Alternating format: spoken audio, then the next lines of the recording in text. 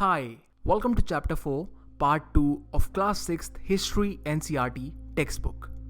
In the previous video, we were talking about Rajas in Vedic times.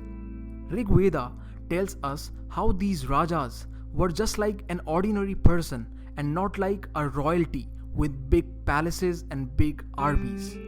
Generally, we see that the son of an emperor inherits the throne from his father.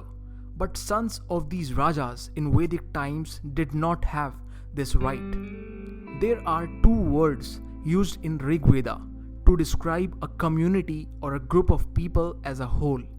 The first one is Jana and the second one is Wish. You must have heard about Varna system in Hinduism, which divided society into four sections, that is Brahman, Kshatriya, Vaishya and Shudra. The word Vaishya has been derived from the word wish. Here on the map, you can see various Janas or wish, such as Puru Jana, Bharat Jana, Yadu Jana, etc. All the Janas or wish you see on the map are various communities of people in northwest of Indian subcontinent in early Vedic times, that is from 1500 to 1100 BC. People who composed these hymns called themselves as Aryas. Arya is a Sanskrit term and is used in a cultural way to denote those people who spoke Vedic Sanskrit and followed Vedic rituals. Aryas called their opponents as Dasas or Dasyus. They were the people from a foreign land who did not speak Vedic Sanskrit and did not follow Vedic rituals. A slave was a person who was captured in war and could be made to do any work by his owner. And this is how the word Dasa or Dasi got slave as its meaning. The word Dasa originally meant an opponent and not a slave. So all these things which we read just now were happening in the northwestern Indian subcontinent. But what about other parts in India? To know more about that, we are going to see the story of megaliths. The word megalith literally means big boulders or big stones. These boulders were generally used to mark the burial site of a loved one when he or she was dead. This practice of erecting big boulders started around 3000 years ago, that is nearly 1000 BC. This was the Iron Age and the start of later Vedic period, that is from 1100 to 500 BC. This practice was prevalent in South India, Northeast India, Kashmir and Deccan region. Have a look at this map.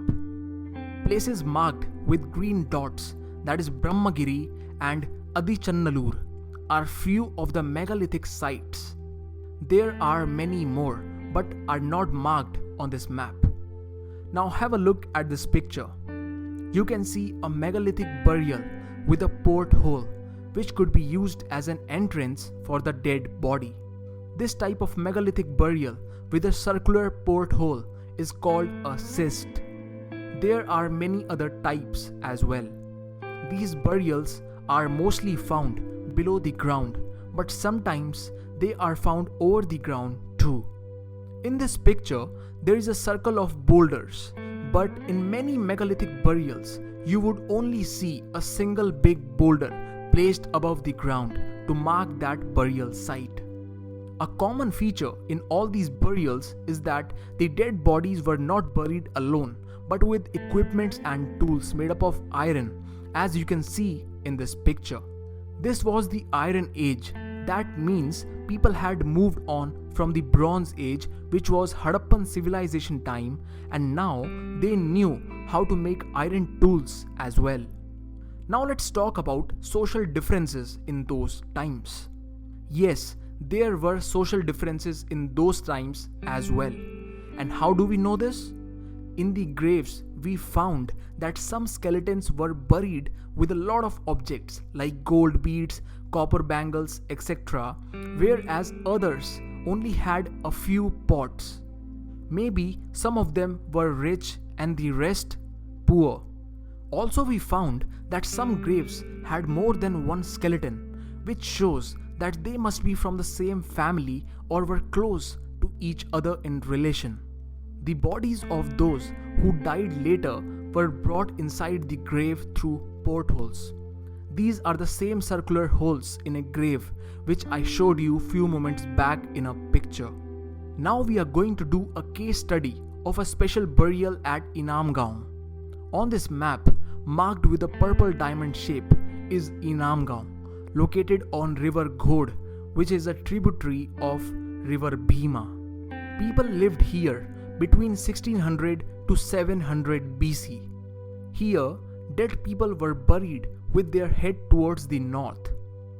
Food and water vessels were usually placed with them. Sometimes burials were found within the houses, and in one such case, a man was found buried in the courtyard of probably one of the largest houses found at Inamgaon. One interesting question arises here, that is, how do we know if the skeleton is of a man or a woman? See, it's easy to identify the skeleton of a small child.